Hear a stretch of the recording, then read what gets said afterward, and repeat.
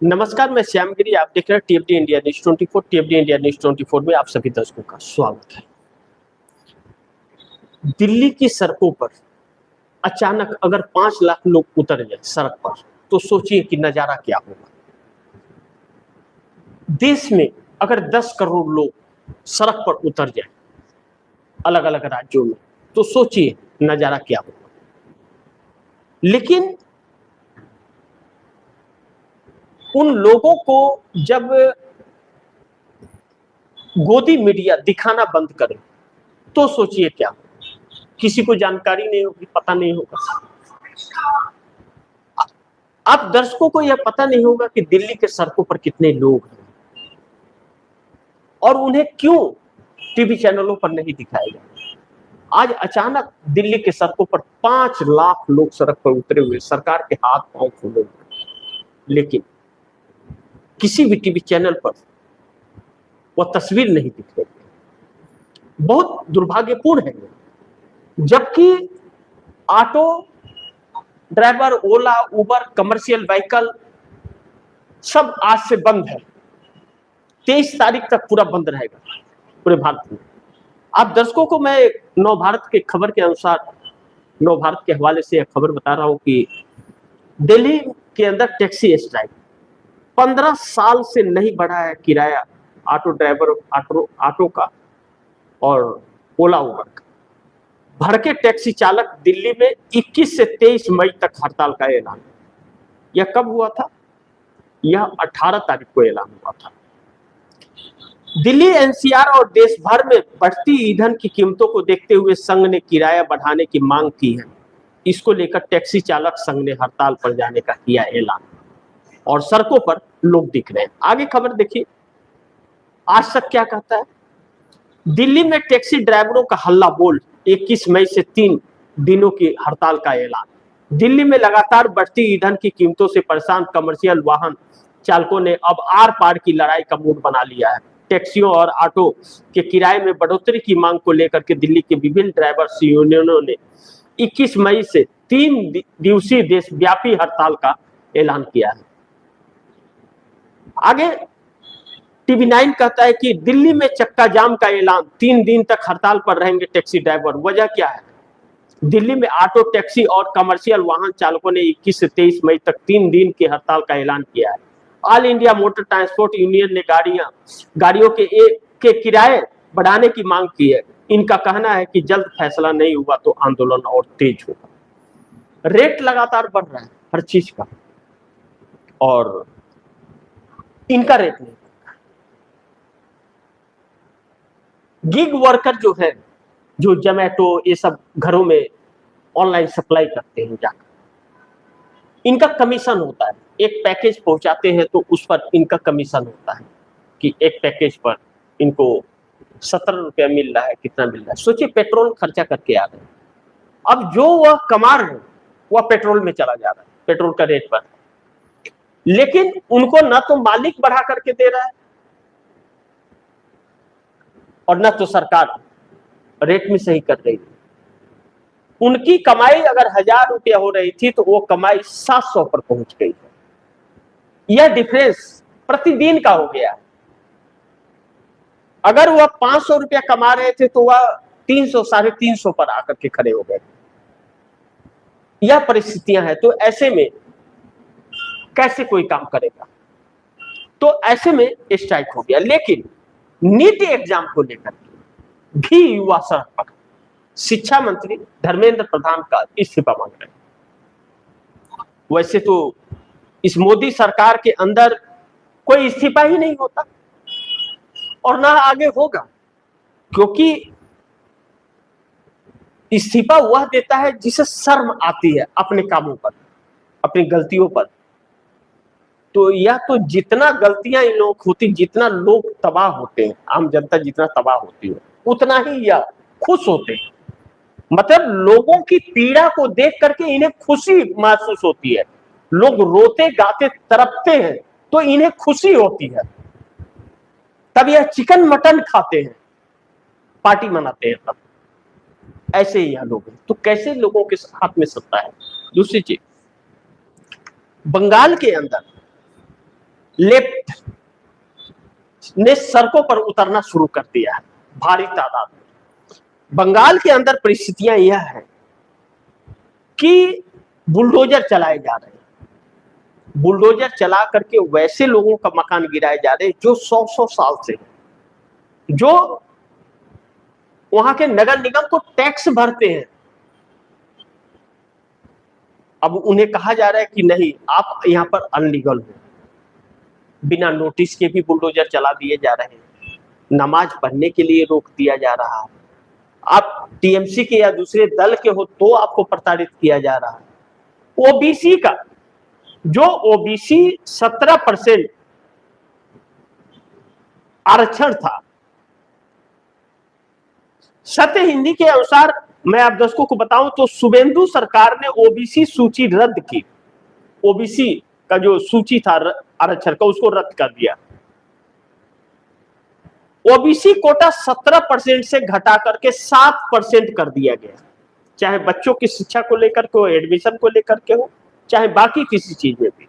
17% आरक्षण था, अब वह 7% रहेगा।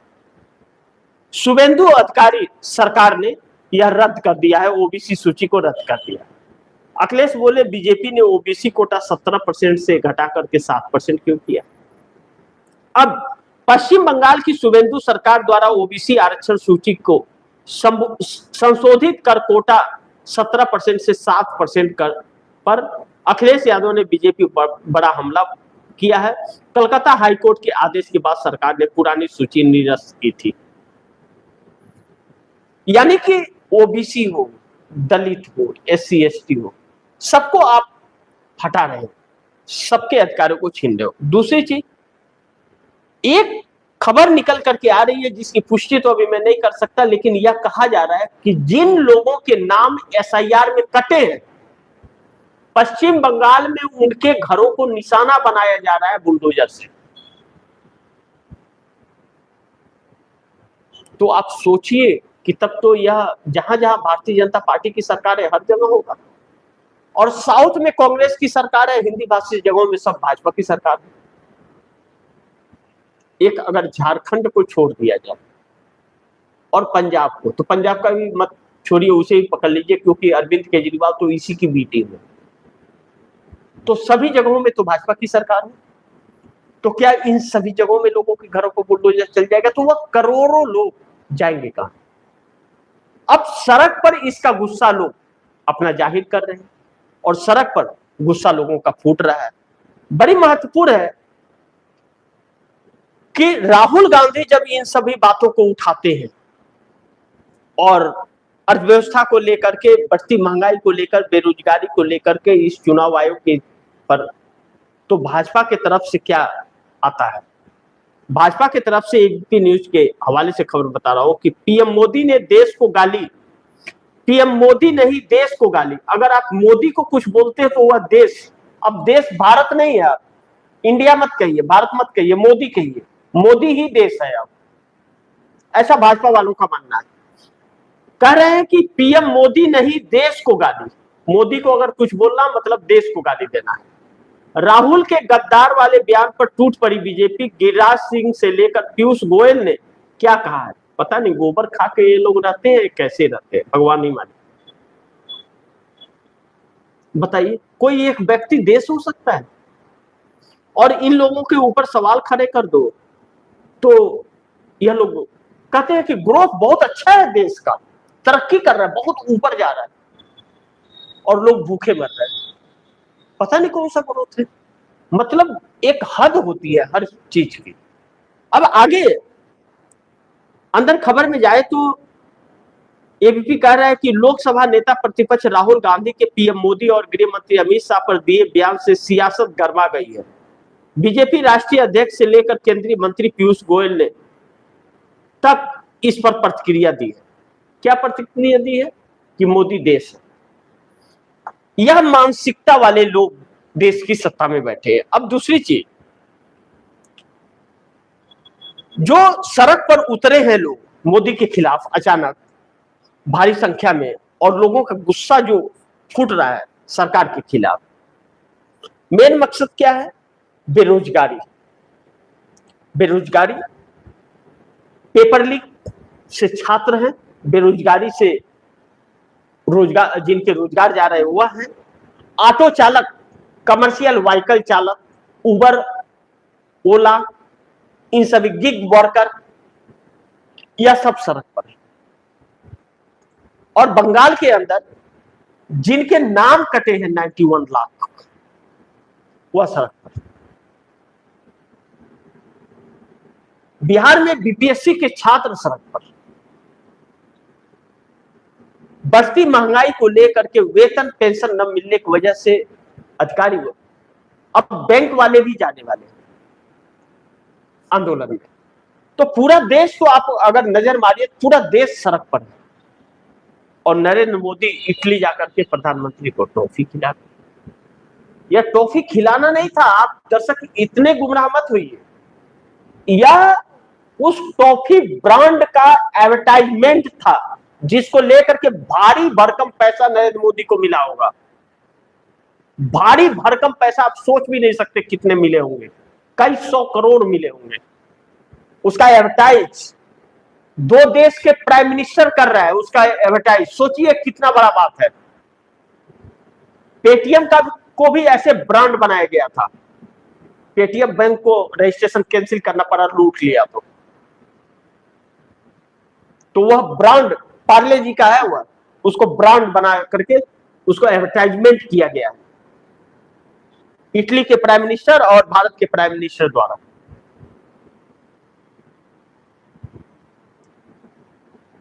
नॉर्वे गए तो अडानी के रोजगार को बचाने के लिए उनके ऊपर बैंड लग गया था, उनका टेंडर कैंसिल हो गया था $100 बिलियन का। जोगिंदर यादव ने यह पोल खोली। तो यह परिस्थितियां जो बन गई है देश के खिलाफ, मोदी नए संकट में तो है। अचानक 5 लाख लोग अगर दिल्ली के सड़क पर उतर रहे हैं तो मोदी असहज है, लेकिन मोदी को इनसे निपटना इसलिए आ रहा है क्योंकि वह दलाल मीडिया इनकी गोद में, वह दिखाएगा ही नहीं, लोगों तक बात ही नहीं जा रही है, लोगों तक बात ही नहीं जा रही है। इसीलिए अभी भी लोग इसका गुणगान गा रहे हैं, उनको पहुंचने नहीं दिया जा रहा है और सोशल मीडिया पर ब्लॉक कर दिया जा रहा है। इनके खिलाफ जो भी बयान है सबको ब्लॉक किया जा रहा है। अलग अलग नया तरीके लोगों के पास तक पहुंचाने के लिए निकालने पड़ रहे हैं रात दिन। आखिर देश को जानकारी तो होनी चाहिए ना कि सरकार कितनी बेवस और लाचार है और कितना छुपाया जा रहा है, किस हालात में है। राहुल गांधी यही चीज तो कह रहे हैं बार बार, और बार बार इस देश को राहुल गांधी आगाह कर रहे हैं। तो जब राहुल गांधी, चूंकि जानकारी है उनको, सारे मोदी से अच्छी समझ है, और बोलते हैं तो मोदी फंस जाते हैं, तो फिर उन मुद्दे को डाइवर्ट करने के लिए लेकिन राहुल गांधी पर हमले होते हैं। लेकिन अब एक महत्वपूर्ण बिंदु है कि अब लोग इस बात को समझने लगे, हकीकत यह है कि अब किसी बच्चे को एग्जाम देने में कोई इंटरेस्ट नहीं रह गया, क्योंकि उसे पता है कि पेपर लीक हो जाएगा। तो हम अपना यह जो बर्बाद कर रहे हैं क्यों करें। अब लोग काम ढूंढना बंद कर दिए हैं, क्योंकि वह जानते हैं कि काम नहीं मिलेगा हमें, हम जो पैसा वेस्ट करेंगे काम ढूंढने में, कुछ लगा करके कुछ रोजगार कर ले। तो अब वह भी बंद हो गया, मेडिकल स्टोर बंद हो रहे हैं, किराना शॉप बंद हो रहे हैं। अब मेडिकल स्टोर वाले इसलिए अपने अपने दुकानों पर ताला लगा, 12 लाख मेडिकल स्टोर बंद हो गए हैं। इसलिए हो गए कि 40 वही दवा जो वहां पर 10 रुपए मिल रहा है उसको 40 रुपए की छूट देकर के ऑनलाइन में आ रहा है। वह 100 रुपए की दवा 60 रुपए में ऑनलाइन में आ रही है 40% छूट के साथ। तो मेडिकल स्टोर से लेना लोग बंद कर दे। आप इसे क्या मजाक समझ रहे हैं? यह एक बहुत बड़ा स्कीम है। आज उस मेडिकल जो मेडिसिन आ रहा है उसमें एक तो मिलावट भी होगी, जिसे सरकार ने भारी भरकम चंदा लेकर के पास किया होगा, जो सरकार की नीयत है और नीति है इसकी। और दूसरी चीज, जब वह छूट पर देंगे, आपको जो दवा 10 रुपए में मिल रही है वह दवा आपको 6 रुपए में आपके घर पे पहुंचेगी, तो आप उसके आदी हो जाएंगे। और जब आप आदी होंगे तो वह दुकानों पर, मेडिकल स्टोर पर आप जाएंगे नहीं, पहले एडवांस में एक पत्ता मंगा के रखेंगे। ऐसे में जब धीरे धीरे वह दुकानें बंद हो जाएगी, एक साल में वह बड़े बड़े लोग अपना नुकसान भी उठा लेंगे तो कोई फर्क नहीं पड़ेगा उन्हें, क्योंकि लाखों करोड़ों में है। लेकिन जो एक मेडिकल स्टोर बना करके बैठा हुआ है छोटा, वह चंद लाख रुपए से वह इन्वेस्टमेंट किया, वह उसी को रोटिंग करना है उसे, तो वह इतने नुकसान उठा करके आपको नहीं दे सकता। ऐसे में जब उसके पास लोग जाने कम हो जाएंगे, उसके बाद उसके दुकान के किराया निकलना मुश्किल हो जाएगा, तब फिर वह दुकान बंद हो जाएगी। 12 लाख दुकान बंद हो गई। अब वह भी मेडिकल स्टोर वाले सड़क पर, किराना स्टोर करोड़ों की संख्या में बंद हो रहे, ऑनलाइन वह भी सारी चीजें चल रही है। अब जो सामान आपको आपके गांव में किराना स्टोर पर मिल रहा है, उतना शुद्ध सामान आपको उस ऑनलाइन वाले में या उस शॉपिंग मॉल में नहीं मिलेगा। बस शॉपिंग मॉल में उसको चमका करके रखे हुए हैं, और उस दुकान में जो है ओरिजिनल है, जो खेत में आया हुआ है, वहां के लोकल राइस मिल से वह बन करके आया है। तो ऐसे करके यह उन छोटों वालों को बंद कर रहे हैं। इसीलिए अडानी अंबानी की दौलत 1400 गुना आगे ऊपर चली गई। 1400 गुना, 100 200 500 गुना नहीं, 1400 1400 गुना ज्यादा हो गई है, और बाकी लोगों का खाली। अब ऐसे में मोदी का प्लान पर पानी फिर गया जब दिल्ली के अंदर लोग सड़क पर उतर गए। लेकिन अब वाराणसी से मोदी को झटका लगा, और वाराणसी में भी लोग सड़कों पर, और वाराणसी से सड़कों से अजय राय ललकार रहे नरेंद्र मोदी को, और वाराणसी की जनता भी करे इस बार तो हम हरा के दिखाएंगे, आजा लड़ लो चुनाव, 27 में लड़ लो चुनाव। मोदी को ललकार रहे, और वाराणसी की जनता मोदी को अस्वीकार कर चुकी है, मोदी को अपना सांसद नहीं मानती है। वाराणसी से मोदी को फिर झटका लगा है। वाराणसी की जनता मोदी का नाम तक नहीं लेना चाहती, लेकिन कहते हैं ना, बिन बुलाए मेहमान बिन बुलाए बाराती की तरह धम से पहुंच जाते हैं वहां पर तस्वीर खिंचाने, और उसके पहले सब बंद करके सब विपक्ष के नेताओं को बंद करवा देते, हाउस अरेस्ट करा देते। लेकिन अजय राय ने ललकारा है नरेंद्र मोदी को, आके लड़के देख लो एक, अरे खुद ही हारे हुए सांसद है नरेंद्र मोदी। वाराणसी की जनता ही कहती है कि हारा हुआ सांसद, उसको तो मोदी को तो सांसद भी अपना नहीं मानते हो। वाराणसी की जनता अजय राय को अपना सांसद मानती है, और अजय राय वाराणसी की जनता के लिए खड़े रहते हैं। दाल मंडी को जिस तरह से तहस नहस कर दिया सब पूरे वाराणसी के अंदर, वर्षों पुरानी दाल मंडी, एशिया की सबसे बड़ी दाल मंडी, जिसको बुलडोजर लगा करके पूरा सपाचक मैदान बना दिया। कई पुश्तों से रह रहे लोग बेघर हो गए, और हर जगह यही परिस्थितियां हो रही है। एक बहुत बड़े संकट में देश इस वक्त है, और यह सरकार, यह क्यों हो रहा है आप दर्शक जानते हैं, इन सब में उलझाना चाह रही है सरकार। लेकिन अब इस सरकार के लिए मुश्किल हो रहा है, क्योंकि अचानक जो सड़कों पर उतरना लोगों ने शुरू कर दिया है, और लाखों की संख्या में उतरने लगे, वह इस सरकार के लिए आने वाले वक्त में संकट पैदा कर सकता है। लेकिन इससे सरकार को फर्क पड़ता है या नहीं पड़ता है, यह देखना महत्वपूर्ण है। बाकी आप दर्शक क्या सोचते हैं, आप दर्शकों की क्या राय है, क्या सुझाव है, कमेंट बॉक्स में जरूर दीजिएगा। इस खबर को ज्यादा से ज्यादा शेयर कीजिए, अपने दोस्तों को भी कहिएगा आगे शेयर करें, और आपने टीवी इंडिया न्यूज़ 24 को सब्सक्राइब नहीं किया, सब्सक्राइब कर लीजिए, अपने दोस्तों को भी कहिएगा सब्सक्राइब करें। मिलते हैं अगली खबर के साथ, तब तक के लिए नमस्कार।